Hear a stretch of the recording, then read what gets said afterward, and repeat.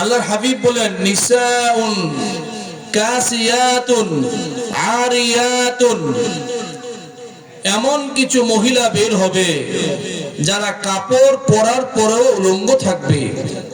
অর্থাৎ কাপড় এত পাতলা পরবে বা এত টাইট পরবে বা এত ছোট পরবে যেগুলি পরার পরেও তাদেরকে উলঙ্গর মতো দেখা যাবে। নাউজুবিল্লাহ।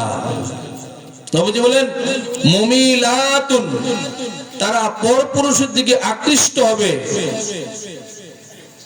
মুমিলাতুন মাইলাতুন, তারা পরপুরুষকে নিজের দিকে আকৃষ্ট করবে, তারাও পরপুরুষের দিকে আকৃষ্ট হবে। রুউসুহুন্না কাসনিমাতিল বুখতিল মাইলা, তাদের মাথাগুলো হবে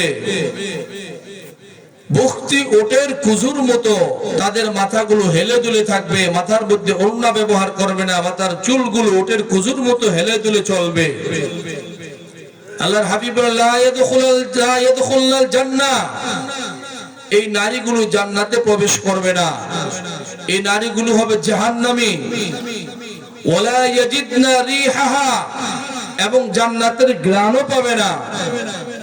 ওয়া ইন্না রিহাহা লাতুজাদু মিন মাসিরাতি কাযা ওয়া কাযা, আল্লাহর হাবিব বলেন জান্নাতের ঘ্রাণ 500 মাইল দূর থেকে পাওয়া যাবে।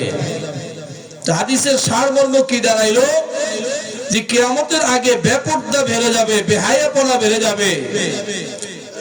তারা মাথায় ওড়না ব্যবহার করবে না, পর্দায় চলবে না, পাতলা কাপড় পরবে, টাইট ফিট কাপড় পরবে, পুরুষকে আকৃষ্ট করবে, নিজেরাও পরপুরুষের দিকে আকৃষ্ট হবে, জিনা ব্যভিচার অশ্লীল কাজকর্মে লিপ্ত হবে। আল্লাহর নবী বলেন এই সমস্ত নারীরা লা ইয়াদখুলুল জান্নাতা, জান্নাতে প্রবেশ করবে না। ওয়ালা ইয়াজিদনা রিহাহা, এবং জান্নাতের কোনো ঘ্রাণও পাবে না। নাউজুবিল্লাহ।